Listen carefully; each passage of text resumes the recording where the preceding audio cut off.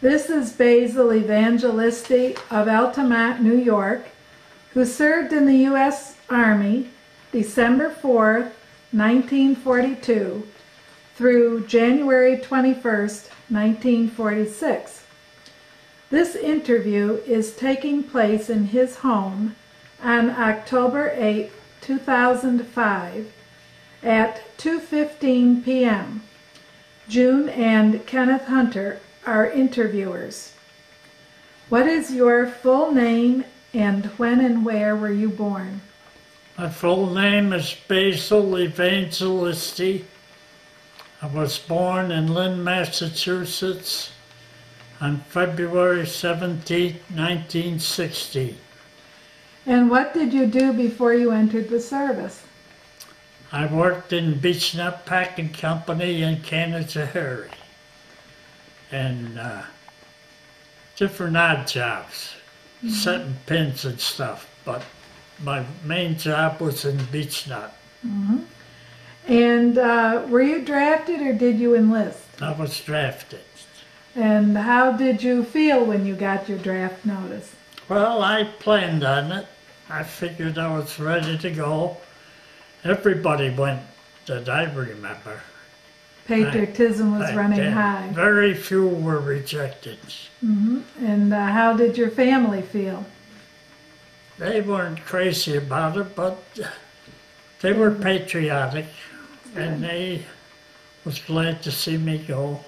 And they kept tabs of me, what you could write home. They'd cut half of it out.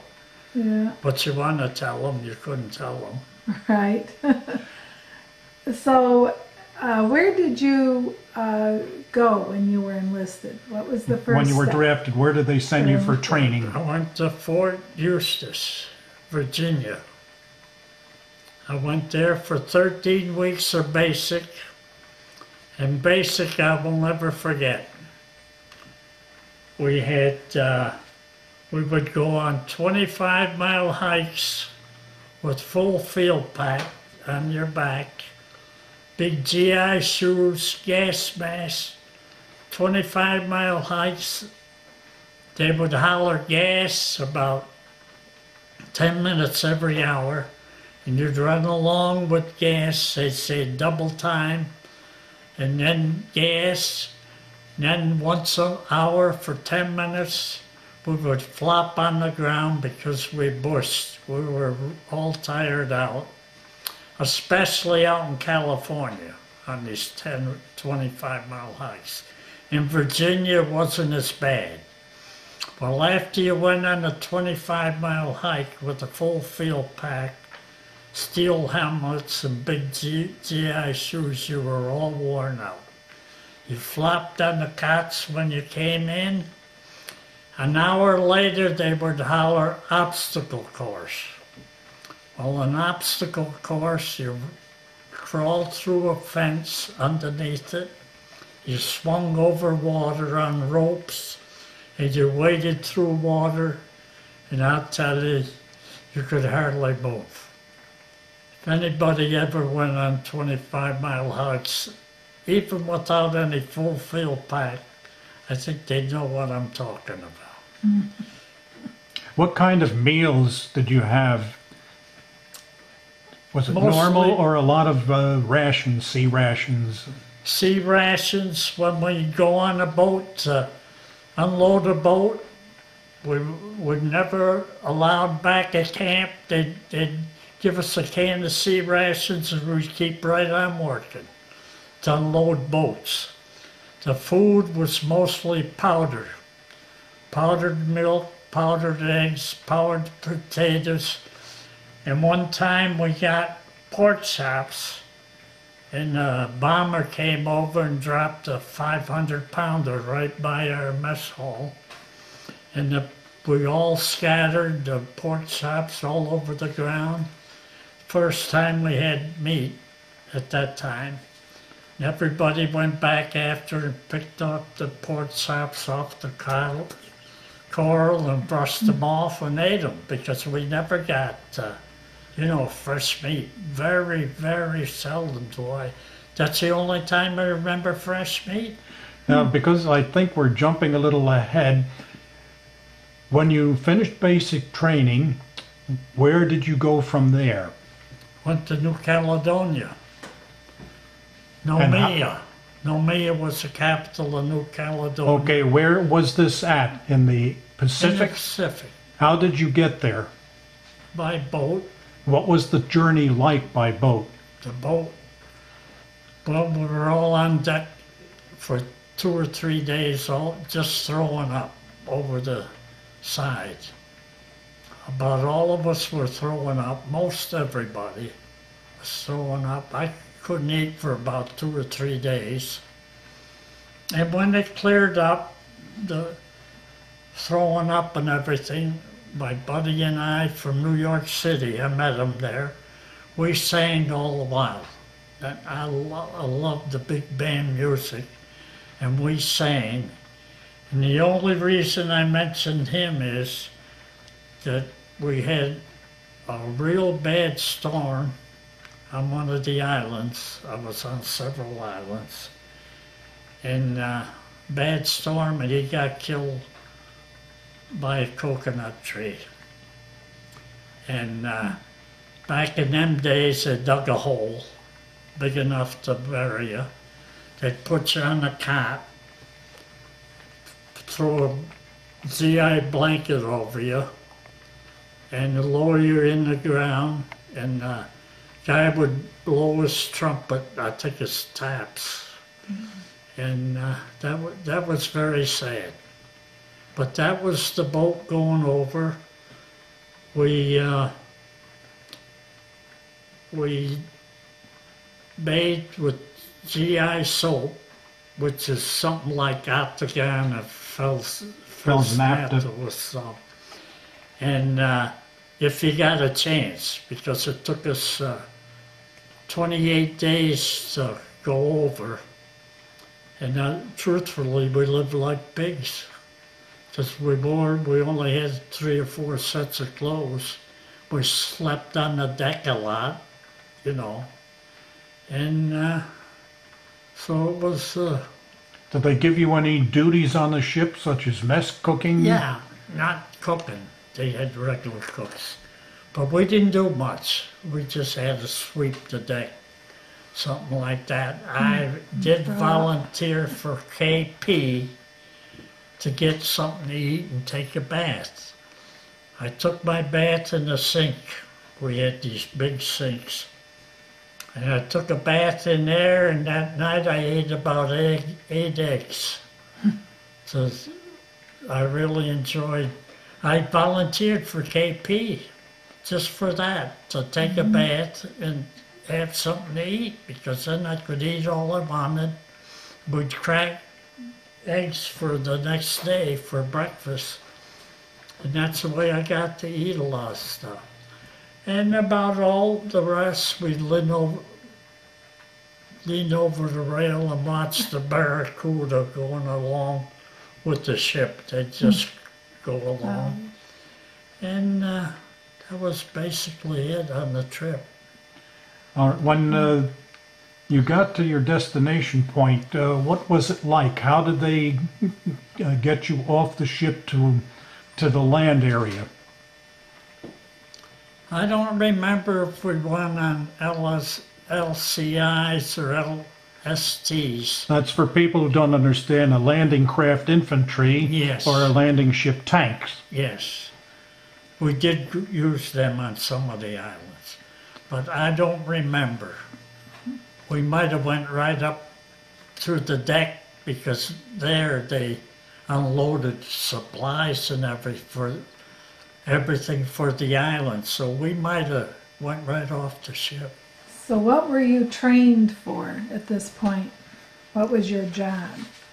I was trained for the 40 millimeter anti-aircraft guns. And then later on, I got on the 50 machine guns, the 90s. Then they sent me on different guns later. But I was trained at Fort Eustis as a radio operator, and I was on the 40 millimeter guns. So what did you do on this island of New Caledonia? New Caledonia was just like a staging area where they sent you where they needed you.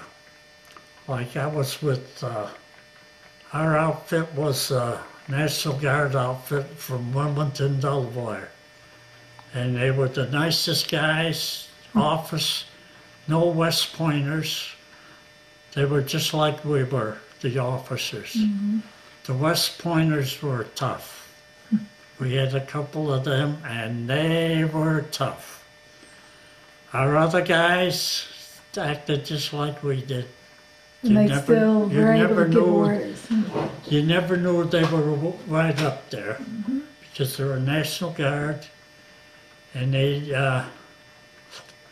weren't like the 90-day Wonders there. members.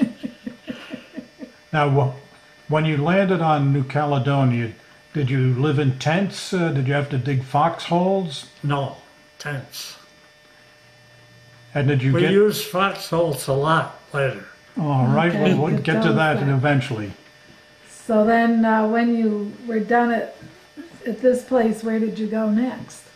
I went to New Hebrides. New Hebrides E40, E-F-A-T-E, New Hebrides. And that's where we lived in a coconut grove and where my buddy got killed. Would you like to By- mention your friend's name? I forget his name. Oh, He was from New York. I know some of the guys from New York. We had a whole lot of New Yorkers, Oh, a lot of them. We were half rebel and half Yankees. And they all got along together? And no, we didn't get along. They didn't get over the Civil War. And I'll tell you, when we took our basic on the buses, the blacks sat in the back. I don't know if you ever heard of Oh, this. yes. oh yeah, we heard of it. But and in the Army, the rebels didn't get along. Dirty fighters. One was behind my buddy one day with a beer bottle. Was going to hit him, and I grabbed all of them. We got along some, but not. They called us nigger lovers. You know, they didn't like us, and we didn't like them. They used to play these records all night, these cowboy records, all night long, and shoot guns. And we got Wilson, who took care of the records. We broke all their records, and we almost had a war. Would have been a new war. But it was a lot different, you know. I think up north people But weren't they as didn't used. get over the war. I know. I don't know when they Interesting. ever got over it, but I don't think. Now, what was it like on the island that you called the coconut grove? Yeah, we lived in the coconut grove, and it was fairly nice, no action. But one night I was lying in the bed, and wild boar came right next to my face. You slept in tents and cots, and I didn't dare to move.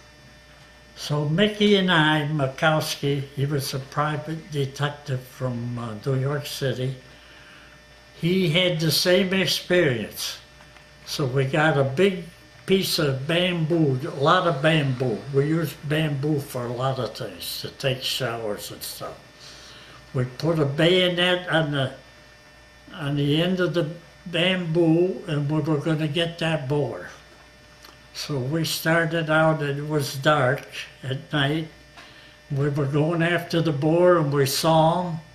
So we going after him with the bamboo on with the bayonet on the end, and there were a couple boars, and they turned around, started chasing us.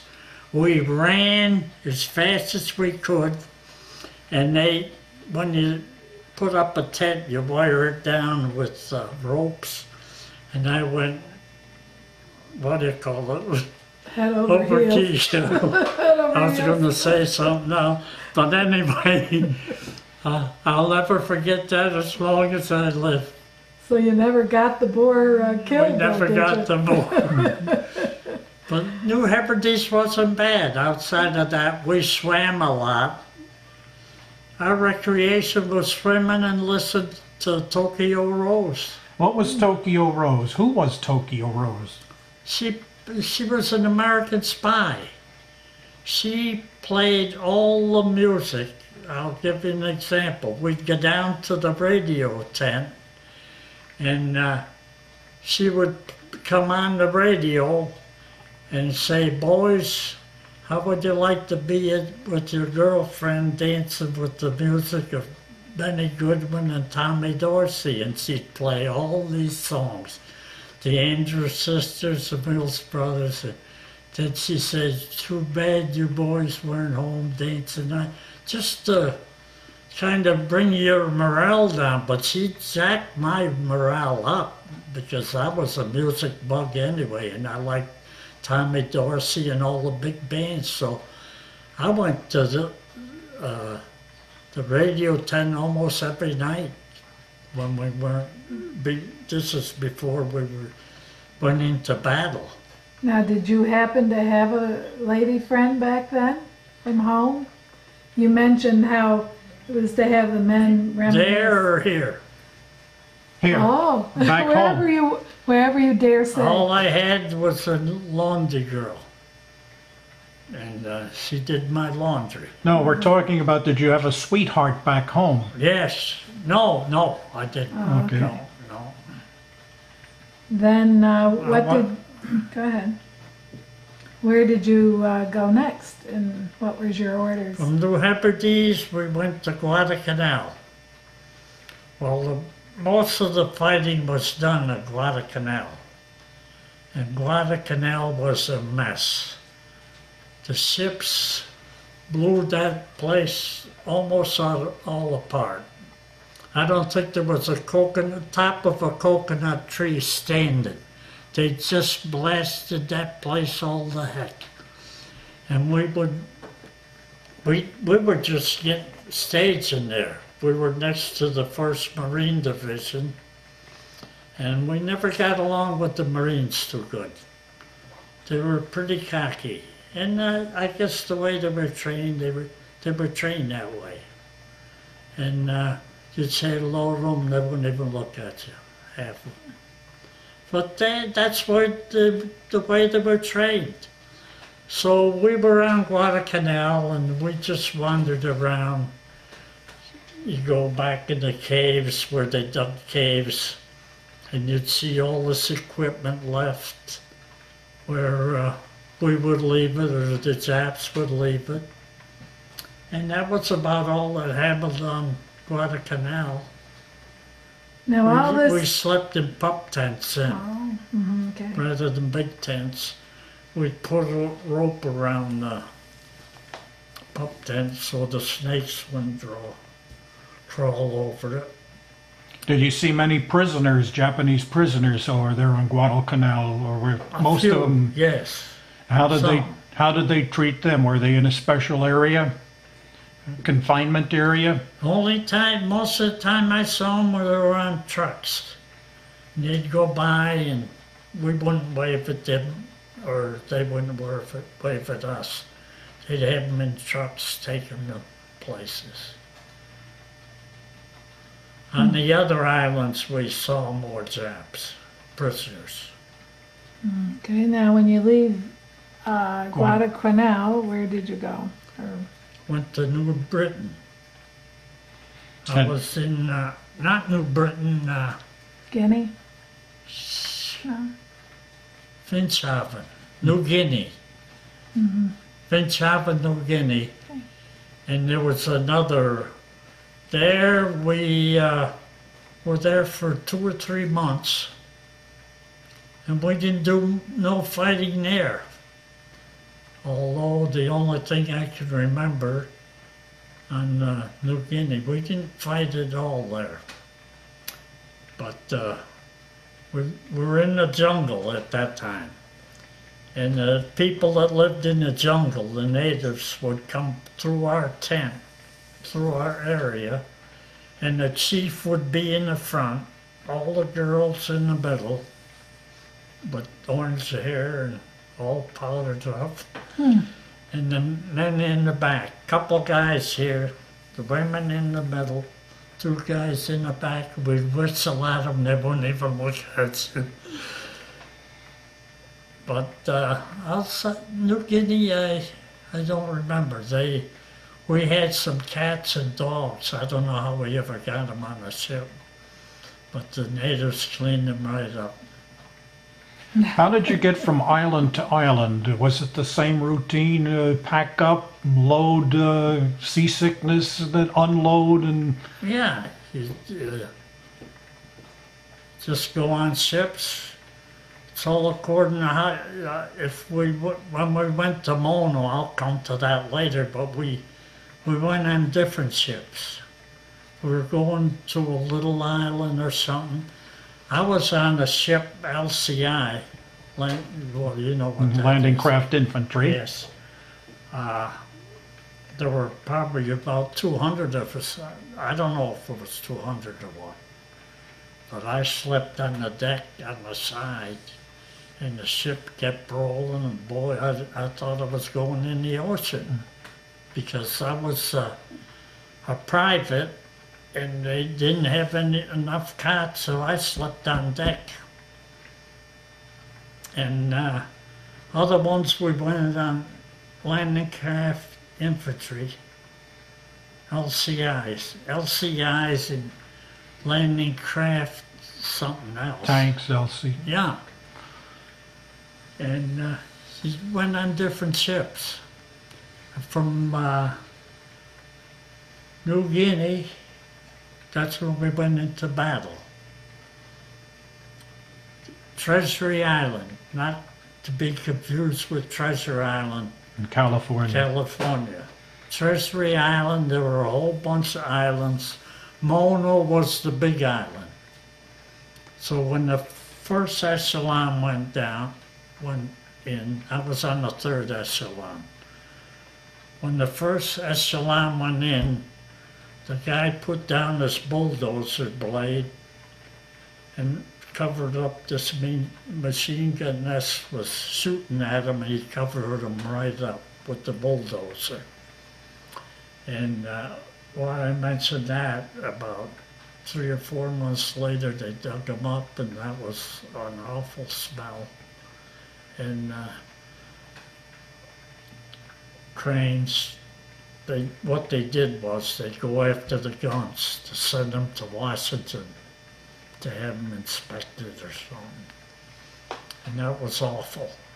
Heads falling out of the cranes and everything. I had to get away from there. That was awful. Before you hit the islands, what was it like? Was there a lot of naval gunfire to soften up the area before you could land? No. You just went in cold. We went in cold, and the Japs were there, and we chased them up in the mountain. The New Zealanders did our fighting, the ground fighting. So they chased them up in the mountain, and how to keep them up in the mountain, they would shoot mortars. I don't know if you know what mortars are, but anyway, they'd fire them mortars day and night to keep them up there. In fact, I drew a duty one night. Carter and I dug a foxhole, and we were guarding the kitchen.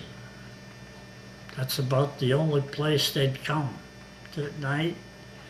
And we got orders to anybody after 4:30, anybody walking around, you shot them. Because at 4:30, the cooks would go down and start cooking. Anybody before that, you shot. Well, Carter would sleep, and I couldn't wake him up, and I used to have to stay awake all night. One night it rained, the water was been 1 or 2 inches deep in the foxhole with crabs crawling over you and other things, and I couldn't wake him up. He'd never wake up, so I spent a lot of time on that. And on Mono Island, I would guard, they'd put me guarding an ammunition dump because we were guarding an airport.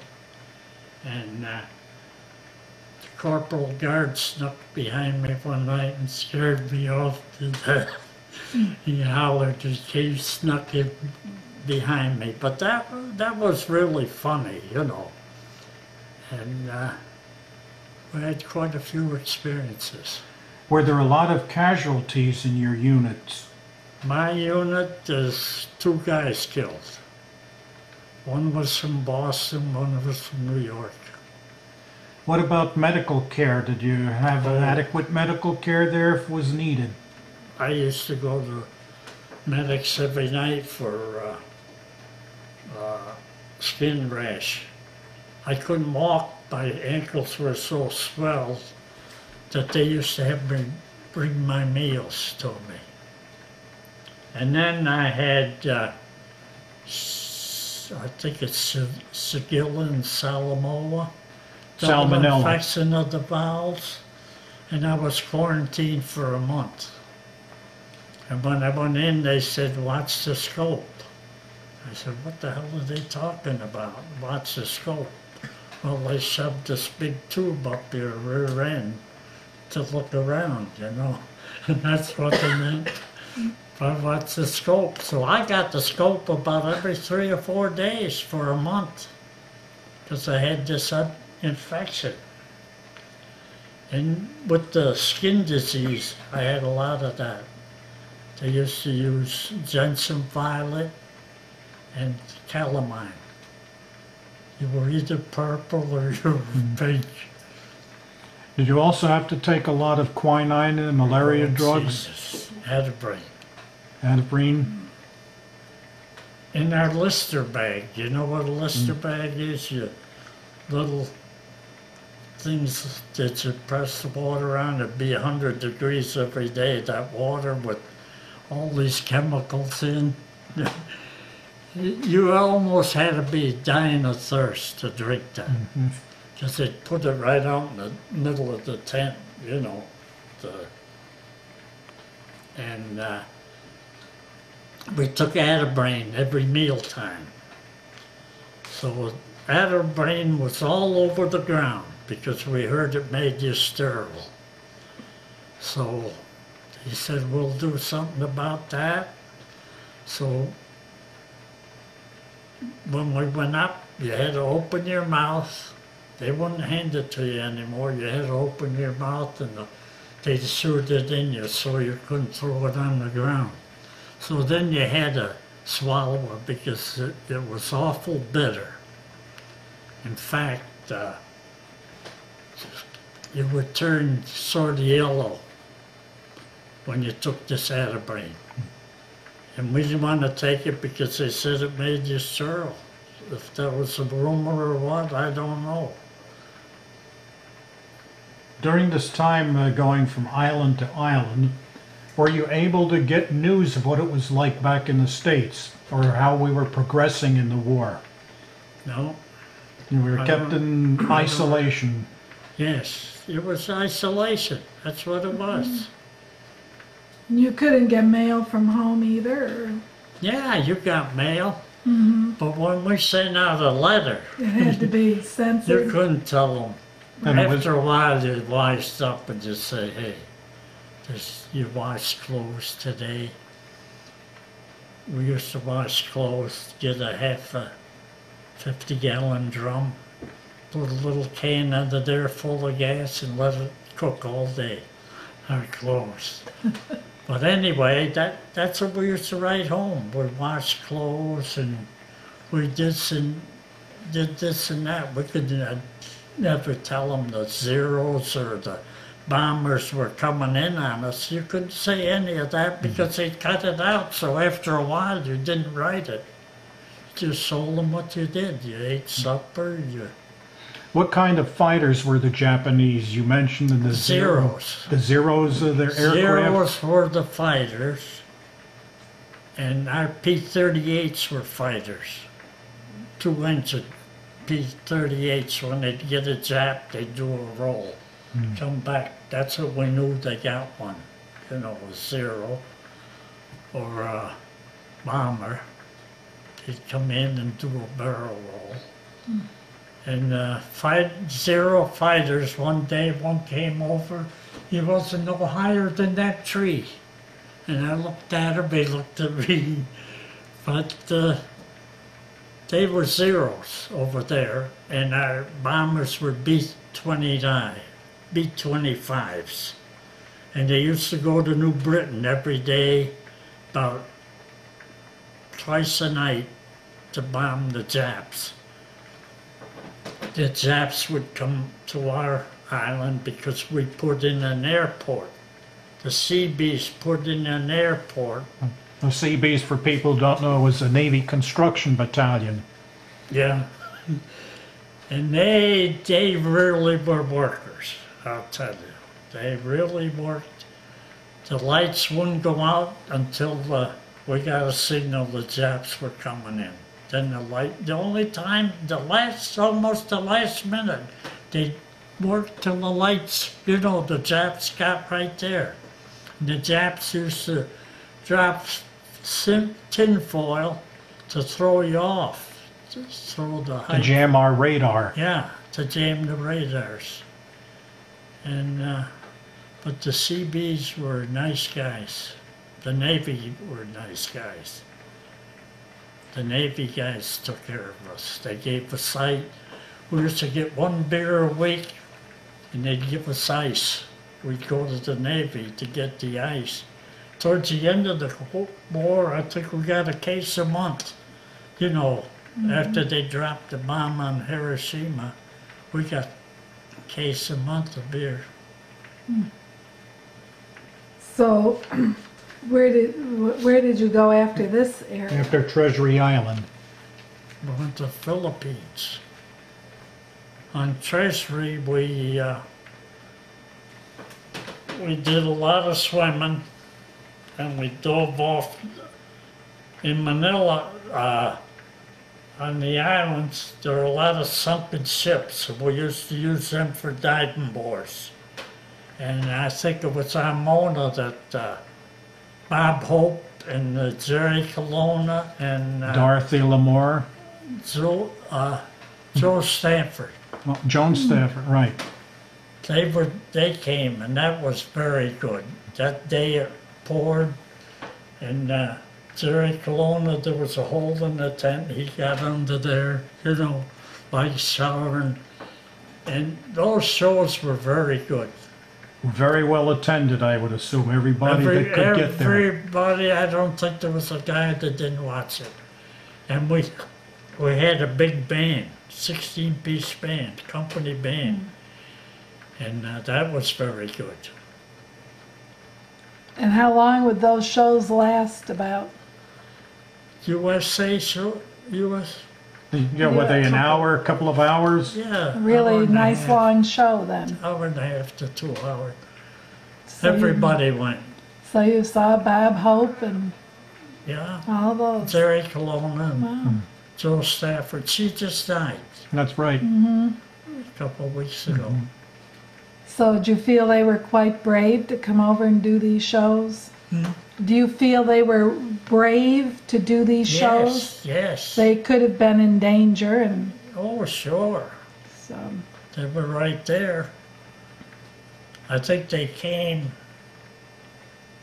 in periods where it wasn't that critical, because the Japs came over every night for about 3 or 4 months. Mostly after the airport in the B-25s and the ammunition dumps. And I was on the 50 caliber. If you want to know my duties, I was on the 50 caliber machine gun, and we had sandbags around us. There were 5 of us. Well, they were water cooled. One had a cranked thing to keep it cool. One was in the cradle shooting. One was on the phones and looking up in the air. And one was loading it. So we all had our duties. And when we were on the guns, we didn't have any reveille because the Japs came over one day while we were all lined up and dropped the bomb, and that was the end of getting together, you know. So we lived the way we wanted to. We grew beards, I grew a mustache. It wasn't too strict when we were in battle. Do you find that you've had any, like, deafness or anything from this sort of thing, or any other? Do you feel that you had any problems from all this? And with your hearing or any other from the guns thing going from that? off all the time? Or did you have I protection? used to jump when the 90s used to go off. The 90s were the big guns. And they would get a Jap in the, we had searchlights, they'd get them in the cross beam, and they couldn't get out.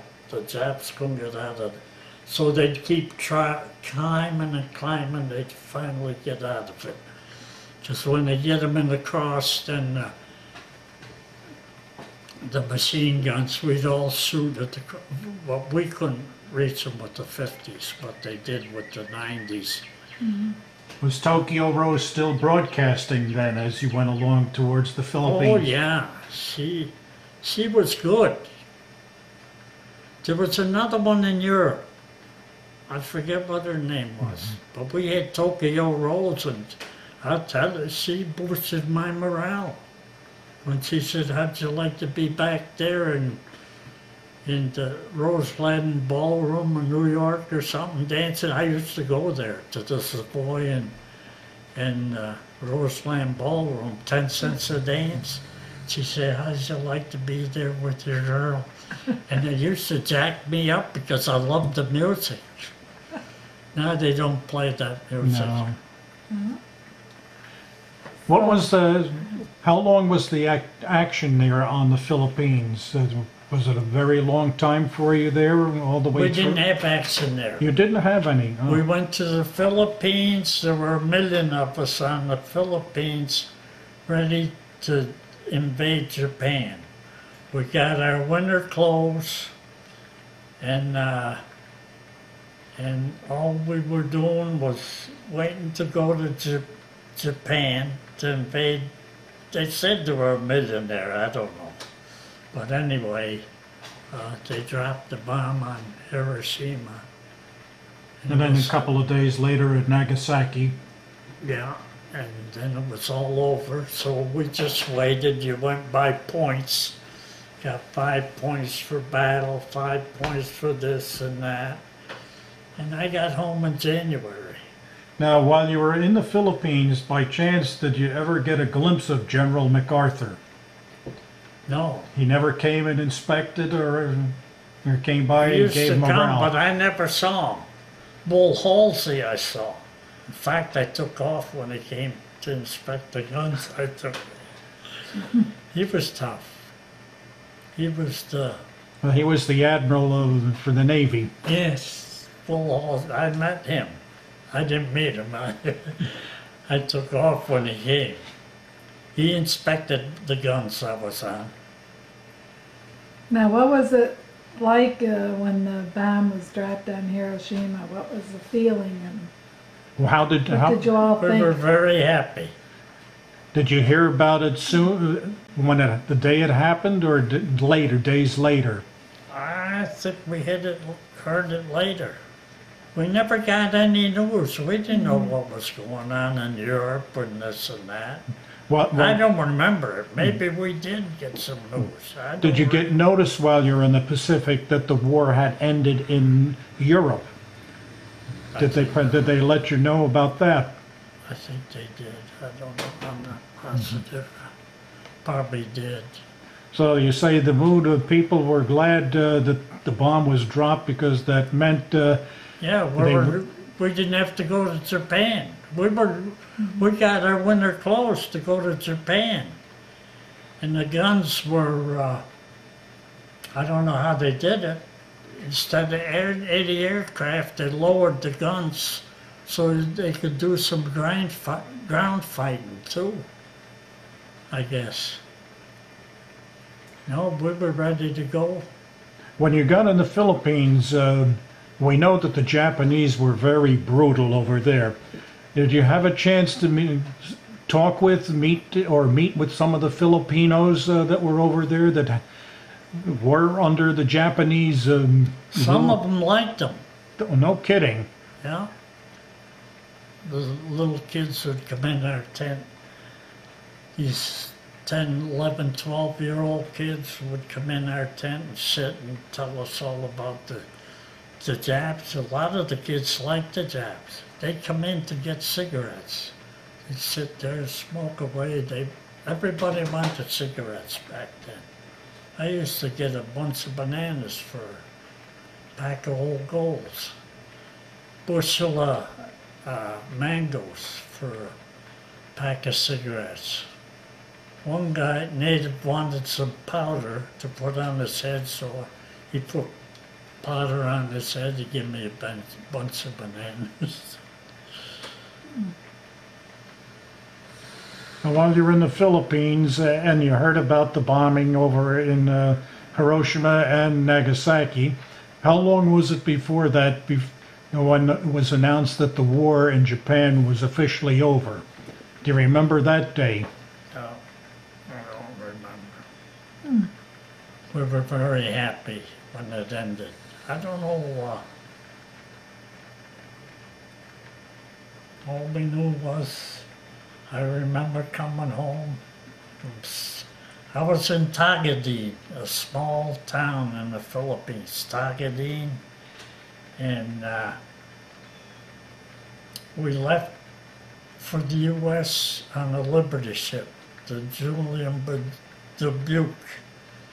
And you've heard of Kaiser, the automobile. He built the Kaiser ship. shipyards. Yeah, he built the Liberty ships.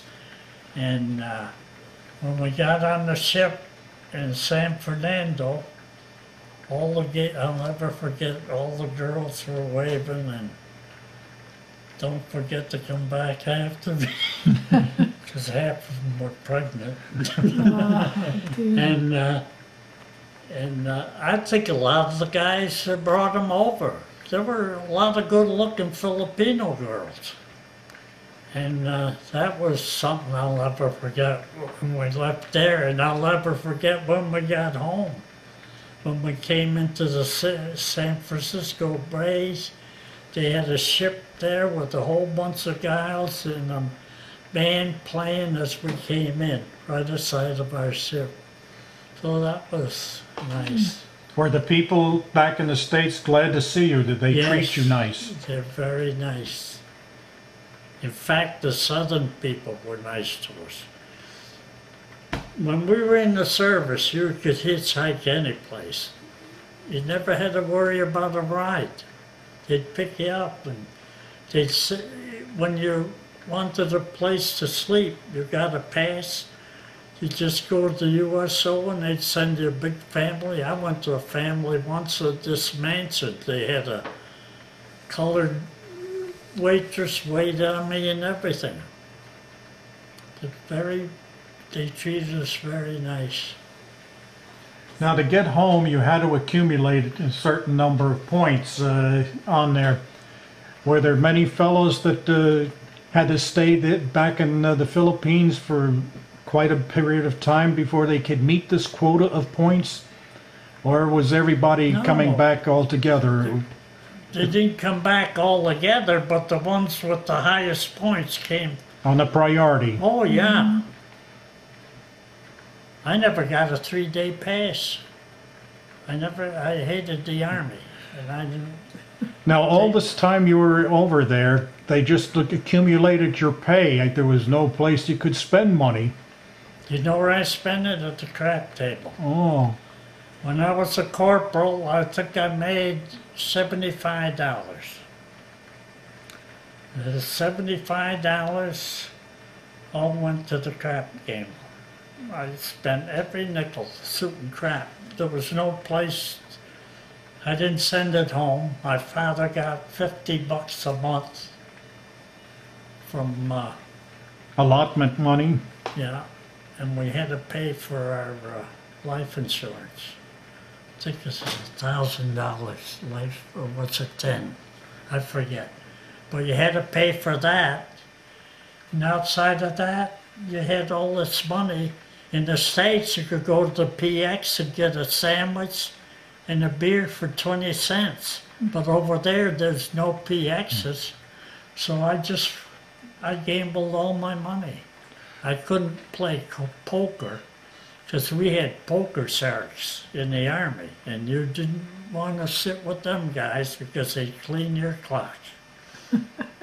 Now, when you came back to Well, I was going to ask him if he ended up as a winner or a loser. did you win or lose? in the I long lost. run? I made $75 on a ship once. Outside of that, all my money was at the crap. I didn't know the odds. You know, a Do you 10. regret ever What's getting- the odds on a 10? What's the odds on an 8? You had to know the odds, and I knew some of them, but you know, you get in these crap games and you get amongst these sharpers, they'll clean your clock real fast. And if you don't know how to play poker, you better forget about it. Because we had poker games where they have thousands of dollars Wow. on the poker games.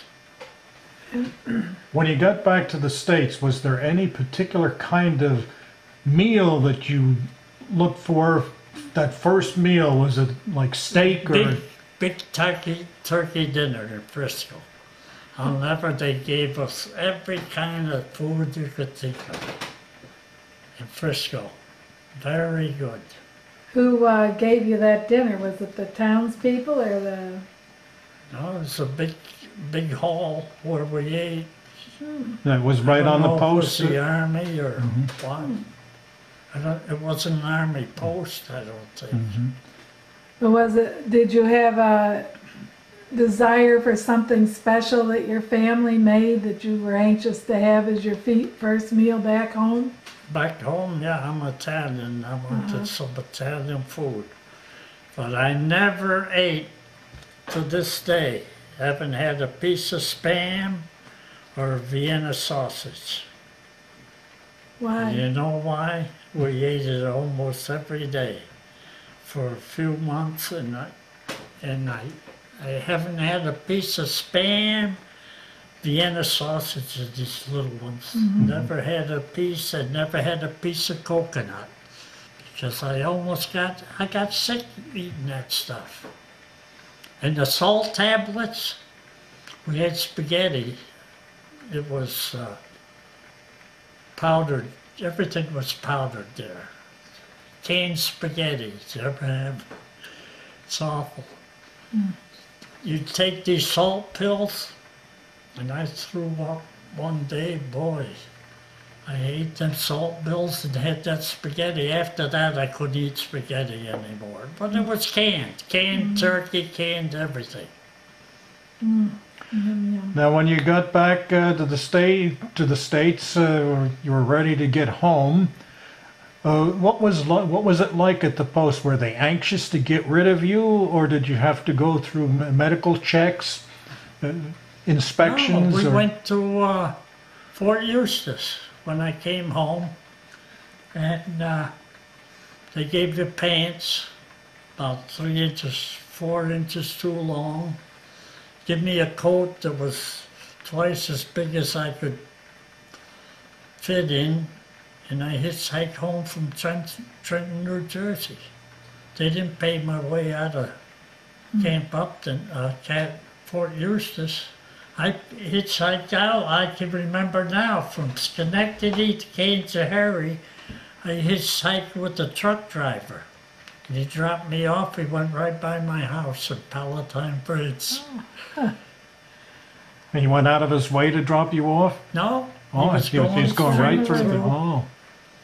And I suppose you all had good visits back then when you hitchhiked with the people? And Oh, yeah. had a lot of nice Back people. when you were in the service, you had no trouble in California hitchhiking around. Now, what was it like when you got back home? Was your family all happy to greet you, or Oh, just a yes. quiet entrance? No. My father was very anxious. They were looking at maps all the while, trying to figure out, but you couldn't tell them a thing Right. where you were. Just as You had a well. APO number, was it? Army Post Office. Yeah. Well, it was quite a trip. Some sad things, some real funny things. We used to dance, Becky and I, from Brooklyn. We'd get our beer. We did have records. We had good records, and Becky was a jitterbugger, and I was, and we used to dance, kick up the choral. So then when you got home, what did you do next? When you got out of the service? I went back to Beach Nut for about a year. Then I went to Albany Business College for 2 years. And I went to Russell Sage for about 3 or 4 years nights. Never got a degree. Went to work for IRS.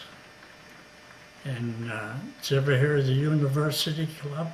Yeah. Yes. Men's Club. I worked there for about 25 years. I was assistant manager and the accountant at the University Club. I worked at the IRS, and then I had probably 25 other jobs while I was going to school. Do you feel the military influenced you in any way for any of your? They gave me an education. Okay. When I went in, I was a battery clerk for A battery. I didn't tell you this. I was battery clerk for A battery. I took care of about 120 men. I kept track of all their shots, all their medals, all their promotions. I paid them. I was the payroll guy and everything. So it taught me a lot, yes. The Army really taught me a lot.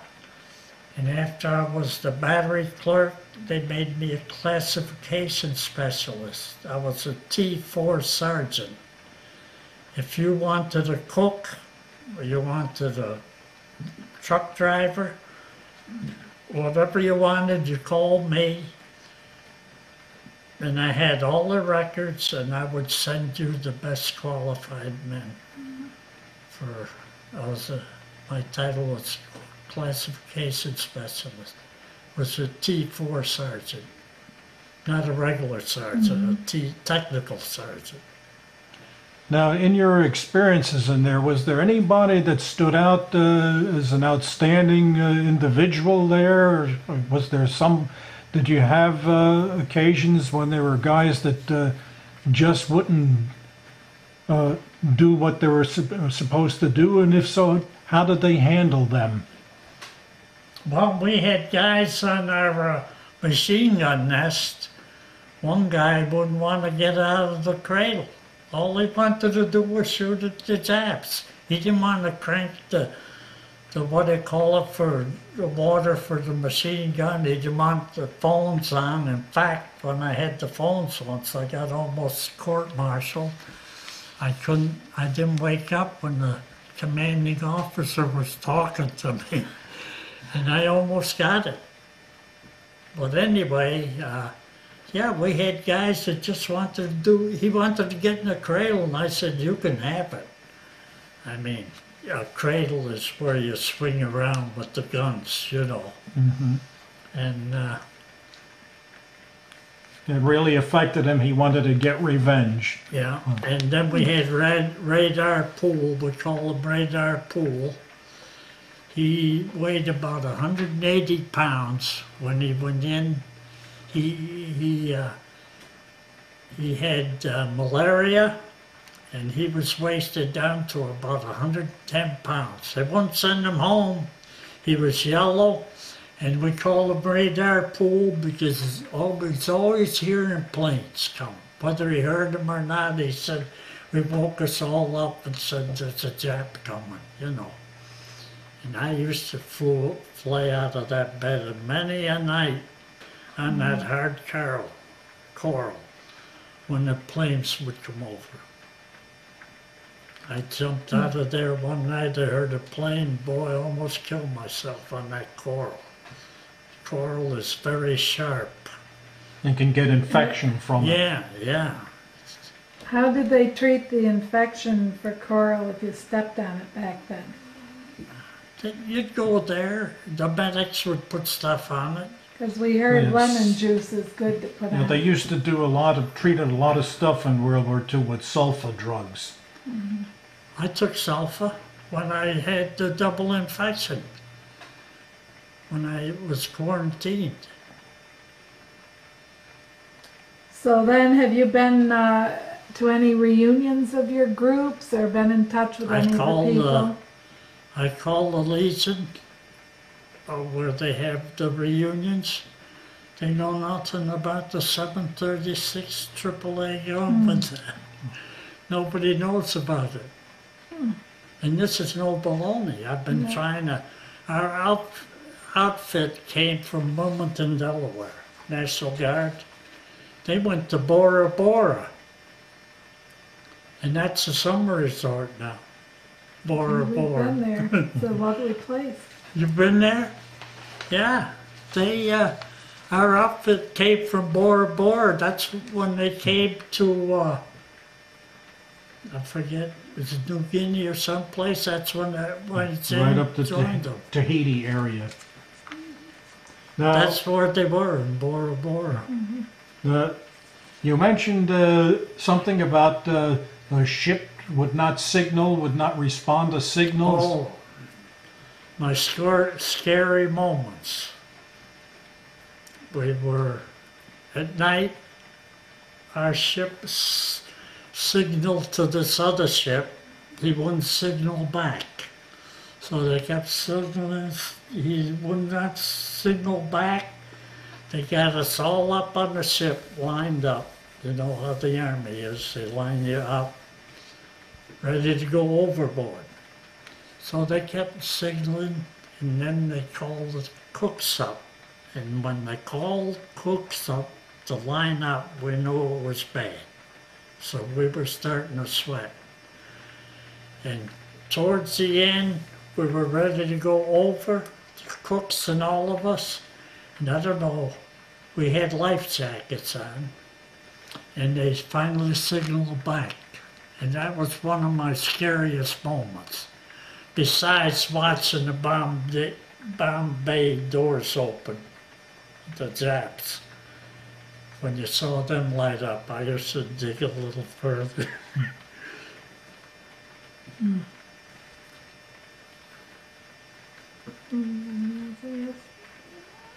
So it sounds like you had quite a career. And do you feel the education was a payoff? And Yeah. did you win medals went over with- there and all? Or I got the battle medal, whatever you call it. Good conduct medal, sharpshooter's medal. Victory Medal, Yeah, victory medal. Pacific I think Service, everybody- Asiatic Pacific. I think everybody got that though. That was really something they gave to everybody. Did they do anything to try to get you to stay in? Oh yes. Oh yeah. They What- preached that all the while. Did they promise you something if you would? No, I don't know if they did, but I didn't want anything to do with the Army. Because I'll tell you, you know, they say the Army, to straighten out these kids, I'll tell you how to do it. Send them to 13 weeks of basic training, get them on a 25-mile hike. When they get back and they can't hardly stand up, send them through the obstacle course. And I'm telling you, I went through the bore, I'd rather go through the war than basic training. All right. Well, thank you very much for sharing your story with us.